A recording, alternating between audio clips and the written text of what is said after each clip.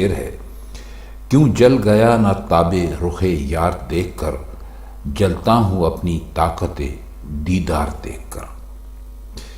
رخ کہتے ہیں چہرے کو، رخ یار یعنی محبوب کا چہرہ، اور تاب کا مطلب یہاں پر ہے آب و تاب یعنی چمک، اور طاقت دیدار کہتے ہیں دیکھنے کی طاقت کو۔ دیدار عموماً استعمال ہوتا ہے کسی بھی ایسی شخصیت کو دیکھنے کے لیے جس کو آپ بہت چاہتے ہوں یا جس کی آپ بہت زیادہ عزت کرتے ہوں۔ تو وہ کہتے ہیں کہ میں محبوب کے چہرے کی آب و تاب دیکھ کر جل کیوں نہ گیا۔ میرے لیے درست راستہ یہی تھا کہ عشق میں جو فنا حاصل کرنے کا جو مقام آیا تھا اسے طے کر لیتا اور جل کر خاک ہو جاتا، سیاہ ہو جاتا۔ اب میرے نہ جل مرنے کا نتیجہ یہ نکلا کہ میں اپنی تاب دیدار پر رشک کر رہا ہوں۔ تاب دیدار کا مطلب یہ ہے کہ محبوب کا جب چہرہ دیکھا تو کہا کہ اصولاً تو مجھے اس کا چہرہ دیکھتے ہی جل جانا چاہیے تھا، خاک ہو جانا چاہیے تھا، لیکن میرے دیدار میں اتنی قوت تھی، یعنی دیدار کے جذبے میں اتنی قوت تھی کہ جس نے مجھے بچا لیا۔ تو میں بڑا اب میں جل رہا ہوں کہ میرے اندر محبوب کے جلوے کو سہ لینے کی اتنی طاقت کیوں پیدا ہو گئی تھی۔ مرزا غالب نے شراب کے مضامین کی طرح رشک کے مضمونوں میں بھی وہ کمال کیا ہے جس کی مثال شاید ہی کسی دوسرے شاعر کے پاس ملے۔ ان میں سے ایک شعر یہ بھی ہے۔ اگلا شعر اس کا ہے، آتش پرست کہتے ہیں اہل جہاں مجھے، سرگرم نالہ ہائے شرر بار دیکھ کر۔ آتش پرست ان لوگوں کو کہا جاتا ہے جو آگ کی عبادت کرتے ہیں۔ دنیا میں ایسے مذاہب بھی ہیں جہاں لوگ آگ کی عبادت کرتے ہیں، اور اہل جہاں کا مطلب ہے دنیا والے، دنیا کے لوگ۔ اور سرگرم کہتے ہیں کسی کام میں بہت ہی سرگرمی کے ساتھ، بہت ہی شدت کے ساتھ لگے ہوئے کو سرگرم کہتے ہیں۔ اور نالہ ہائے جمع ہے نالہ کی۔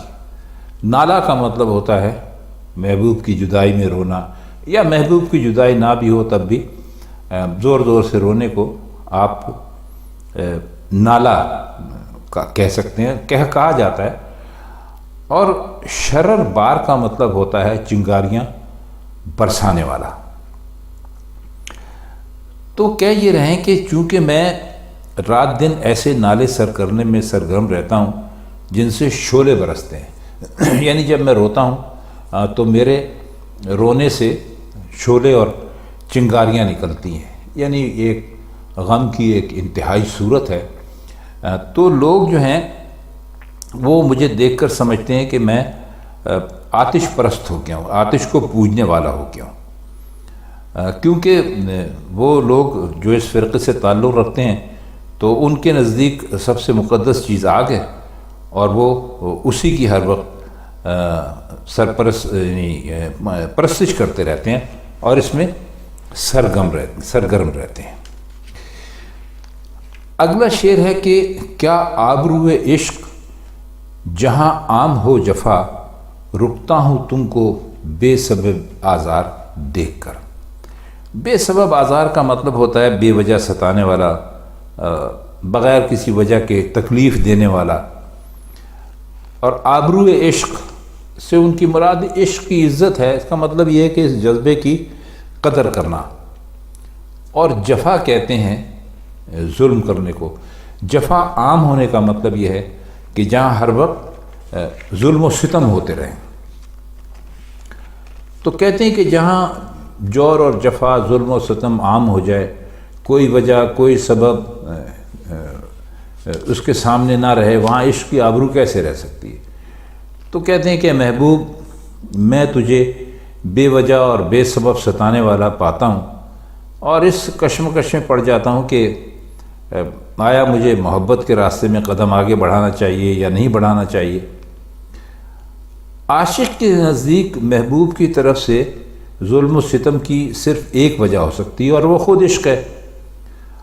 اور عاشق محبوب کے لطف اور مہربانی اور نوازش سے نہیں، بلکہ جو اس کا جور و جفا ہے، ظلم ہے، اس کو بھی اپنا حق سمجھتا ہے، تو وہ کسی دوسرے کو اس میں شریک کرنے کے لیے تیار نہیں ہوتا۔ لیکن جب محبوب ہر کسی پر ویسا ہی ظلم کرنا شروع کر دیتا ہے جیسا کہ وہ عاشق پر کرتا ہے، تو اس کو، عاشق کو یہ بات بہت بری لگتی ہے کہ بھئی ٹھیک ہے، مہربانی ہمارے اوپر کی، یہ ہمارا حق ہے کیونکہ ہم تمہارے عاشق ہیں، اور جب تم نے ظلم کیا ہم پہ کرو، بہت اچھی بات ہے کیونکہ ہم تمہارے عاشق ہیں۔ لیکن یہ کیا طریقہ کار ہے کہ تم نے جو ظلم اور ستم تمہارا ہے وہ تم نے دوسروں پر بھی کرنا شروع کر دیا؟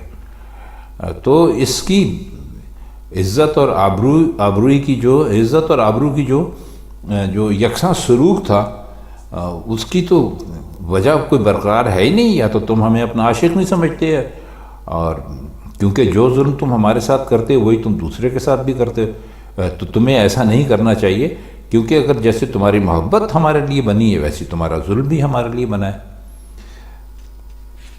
اگلا شعر اس کا دیکھیے، آتا ہے میرے قتل کو پر جوش رشک سے، مرتا ہوں اس کے ہاتھ میں تلوار دیکھ کر۔ اب اس میں کوئی مشکل لفظ تو ہے نہیں، کہتے ہیں کہ میرا جو محبوب ہے میرے قتل کے لیے تلوار لیے آ رہا ہے، شمشیر لیے آ رہا ہے، اور یہ دیکھتے ہی میری محبت کو اس لیے جوش آ گیا کہ محبوب کا ہاتھ میری گردن میں ہونا چاہیے تھا، اس میں تلوار کیوں پہنچ گئی؟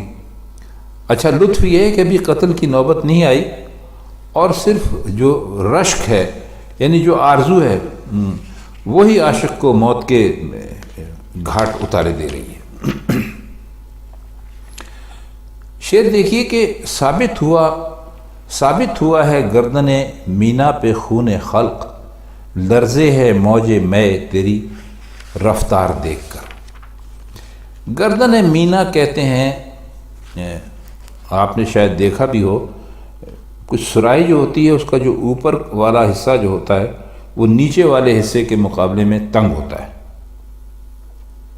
جیسے بوتلوں میں اوپر کا حصہ تنگ ہوتا ہے، تو اسے اس تنگ حصے کو کہتے ہیں سرائی کی گردن۔ تو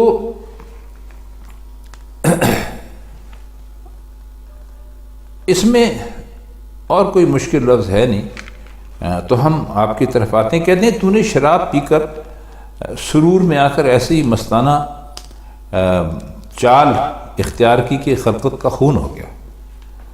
مینا پر نظر ڈالتے ہیں تو تیری چال سے اس پر لرزہ طاری ہوتا ہے، وہ اس لیے کہ نہ تو شراب پیتا ہے اور نہ تیری چال میں خلق خدا کا خون کرنے والی مستی پیدا ہوتی، گویا خلق خدا کا خون تیری شراب نوشی کا نتیجہ ہے، اور اس نے خون کا دعویٰ مینا کی گردن پر ثابت کر دیا۔ اب اس کی موت کے لرزنے سے اس دعوے کا ثبوت بھی مل گیا، اور وہ خوف سے کانپ رہی ہے کہ آخر میں مجرم ٹھہری۔ شعر دیکھیے کہ واہ حسرتا کہ یار نے کھینچا ستم سے ہاتھ، ہم کو ہری سے لذت آزار دیکھ کر۔ واہ حسرتا کا مطلب ہے بہت ہی حسرت ہونا اور بہت ہی افسوس کے وقت یہ کلمہ بولا جاتا ہے، واہ حسرتا۔ آپ تو نہیں بولتے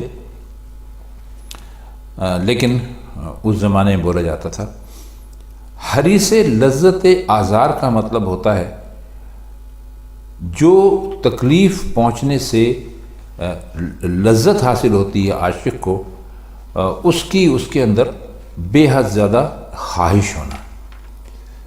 تو کہتے ہیں کہ میں انتہائی حسرت اور افسوس کے مقام سے کہتا ہوں کہ جب محبوب نے دیکھا ہم اس کے ظلم اور ستم اور جو وہ ہمیں تکلیفیں پہنچاتا ہے اس سے لذت اٹھا رہے ہیں، اور ہمیں یہ لذت ہمیں بہت پسند ہے، تو اس نے ظلم و ستم سے ہاتھ اٹھا لیا اور ہم پہ ظلم کرنا بند کر دیا۔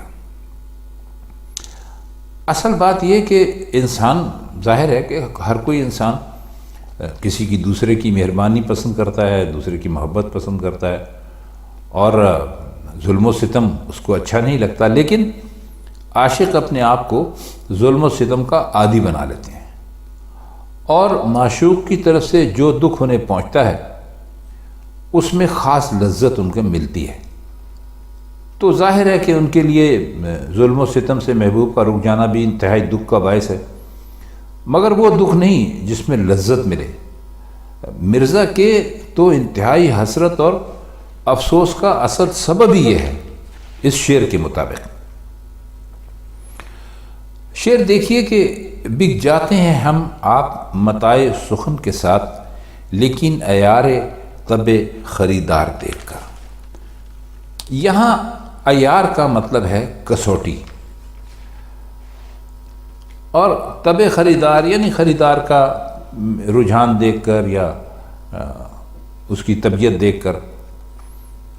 تو کہتے ہیں کہ ہم جو ہیں اپنے کلام کے ساتھ خود خریدار کے ہاتھ بک جاتے ہیں، یعنی اس کے دل دادا ہو جاتے ہیں، عاشق ہو جاتے ہیں، لیکن یہ ضروری ہے کہ خریدار کی طبیعت کی کسوٹی کا اندازہ ہو جائے، یعنی یہ جانچ لیں کہ اسے کھرے کھوٹے کی تمیز ہے یا نہیں۔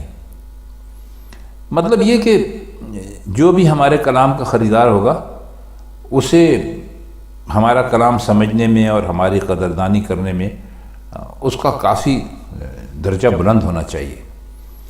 تو ایسے باکمال خریدار کے ہاتھ بکنے میں ہمیں کوئی مسئلہ نہیں ہے، بلکہ ہم تو یہ کہتے ہیں کہ وہ ہمارا کلام نہیں بلکہ خود ہمیں ہی کو خرید لیتا ہے۔ شعر ہے کہ زنار باندھ صبح صدانہ توڑ ڈال، رہرو چلے ہے راہ کو ہموار دیکھ کر۔ زنار کا مطلب ہوتا ہے جنیو، وہ بٹا ہوا دھاگا جو ہندو اور آتش پرست لوگ گلے میں آڑا ترچھا ڈالے رہتے ہیں، اور اسے ایک طرح کا مذہبی نشان سمجھا جاتا ہے۔ اور صبح صد دانہ کا مطلب ہے تسبیح، ایسی تسبیح جس میں 100 دانے ہوتے ہوں۔ تو کہہ یہ رہے کہ تو زنار پہن لے اور 100 دانوں کی تسبیح توڑ کر پھینک دے، کیونکہ راستہ چلنے والا یعنی مسافر ہمیشہ صاف اور ہموار راستہ پسند کرتا ہے، وہ راستہ پسند نہیں کرتا جس میں اونچ نیچ ہو اور نشیب اور فراز ہوں۔ اب اس شعر میں دو باتیں ذرا غور سے سمجھنے کی ہیں۔ ایک تو یہ کہ تسبیح کے دانے بھی دھاگے ہی میں پروئے جاتے ہیں، اور جب اسے پھیرا جائے تو ہر دانہ ایک بلندی بن جاتا ہے، پھر دوسرے دانے تک نیچے آ جاتا ہے، اور یہی سلسلہ آخر تک جاری رہتا ہے۔ اس وجہ سے تسبیح کا راستہ نشیب اور فراز والا راستہ ہو گیا، جس میں قدم قدم پر اونچ نیچے، اور مسافر کو ایسا راستہ پسند نہیں کرنا چاہیے۔ دوسرا یہ ہے کہ اگر تسبیح توڑ کر دانے نکال دی جائیں تو جو دھاگا بچتا ہے وہ پھر زنار کی شکل کا ہوتا ہے، یعنی تسبیح کا توڑنا ہی راستے کو نشیب و فراز یا اونچ نیچ سے پاک کر دیتا ہے۔ شعر ہے کہ ان آبلوں سے پاؤں کے گھبرا گیا تھا میں، جی خوش ہوا ہے راہ کو پرخار دیکھ کر۔ آبلہ کہتے ہیں چھالے کو، اور پرخار کہتے ہیں کانٹوں سے بھرے ہوئے کو۔ تو فرماتے ہیں کہ میرے پاؤں میں چھالے پڑ گئے تھے اور میں سخت گھبرایا ہوا تھا کہ ان کا کیا علاج ہو، تو ایک دم میرے سامنے کانٹوں سے بھرا ہوا راستہ آ گیا، تو دل خوش ہو گیا کہ اب چھالوں کا علاج ہو جائے گا، یعنی اب ان میں کانٹے چبھیں گے اور پانی نکل جائے گا تو چھالے ٹھیک ہو جائیں گے۔ اب اس میں ایک مزے کی بات یہ دیکھیے کہ ایک دکھ دینے والی چیز کا علاج دوسری دکھ دینے والی چیز سے کیا۔ تو اب یہ مرزا کا مزاج ہے کہ وہ اپنے لیے آسان اور راحت بخش طریقہ اختیار کرنے سے، آپ ان کی شاعری پڑھیں تو وہ ہمیشہ اس سے طور پر دیتے ہیں بادہ ظرف قدا خار دیکھ کر۔ اب یہ طور اور برق تجلی، اس کے پیچھے لمبا قصہ ہے کہ حضرت موسیٰ علیہ السلام جب طور کے پہاڑ پر گئے تو وہاں پر اللہ تعالیٰ کا ان کو نور دکھائی دیا اور وہ اس کو دیکھ کر بے ہوش ہو گئے۔ تو وہ اس قصے کی طرف انہوں نے اشارہ کیا ہے، اور بادہ کہتے ہیں جام کو، اور ظرف قدا خار کا مطلب ہے کہ جو شرابی ہے، جو شراب پینا چاہتا ہے، اس کا ظرف کتنا ہے، تو ہر ایک کو اس کے حصے کے مطابق دیتے۔ ابھی ہم آپ کو تجلی کا مطلب بتا چکے ہیں، یہی کہ ذات باری تعالیٰ کا جلوہ جو حضرت موسیٰ کو طور پر دکھایا گیا تھا، اور طور جو ہے وہ ایک پہاڑ ہے، اور یہیں پر حضرت عیسیٰ پر تورات نازل ہوئی تھی اور ان کو احکامات ملتے تھے، اور ظرف صلاحیت ہے یا قابلیت ہے، اور قدا خار یعنی شرابی ابھی بتایا آپ کو۔ تو ظاہر ہے کہ شعر میں برق تجلی کو شراب سے تشبیہ دی ہے، اور طور شاعر کے تصور کے مطابق ایک ایسا شراب نوش ہے جس کا ظرف یعنی صلاحیت بہت اعلیٰ نہیں ہے۔ تو انہوں نے اس شعر کی طرف اسی میں اشارہ کیا ہے،